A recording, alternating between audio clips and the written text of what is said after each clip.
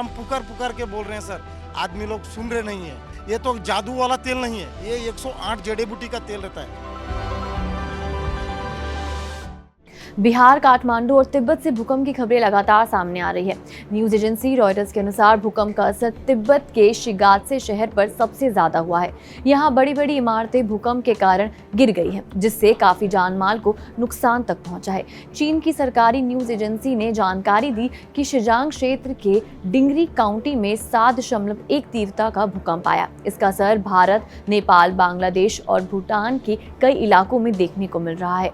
यहाँ भी भूकंप के झटके महसूस किए गए हैं। भारत में बिहार, पश्चिम बंगाल, काठमांडू और उत्तर भारत के कई हिस्सों और सिक्किम सहित पूर्वोत्तर के राज्यों में मंगलवार की सुबह भूकंप के झटकों से लोग सहम गए हैं। सब अपने घरों के बाहर आ गए हैं। लोग अभी तक नींद से जागे ही नहीं थे कि भूकंप ने हर तरफ कोहराम मचा दिया है।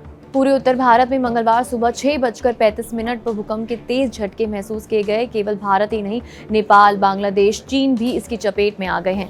भूकंप की तीव्रता इतनी तेज थी कि सर्द रातों के बीच घर पर सो रहे लोगों की नींद तक टूट गई। कुछ इलाकों में लोग डर से कांपते हुए नजर आए।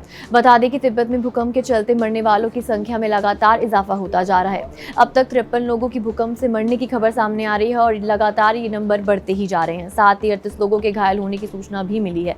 यहाँ तक कि बड़ी संख्या में लोगों की मलबे में फंसे होने की बात भी सामने आ रही है। नेपाल की राजधानी में मंगलवार सुबह भूकंप के झटके लगे तो लोग घरों से बाहर जान बचाने के लिए भागे।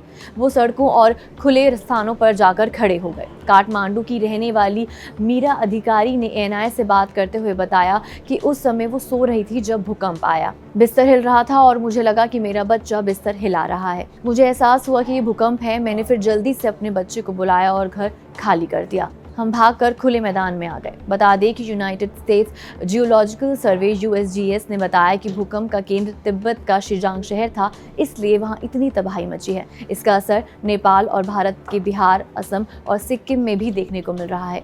बंगाल के मालदा और कुछ और इलाकों में धरती हिलने से लोग सहमे दिखाई दिए। चलिए अब आपको जरा भूकंप आने का कारण बता देते हैं कि भूकंप क्यों आता है।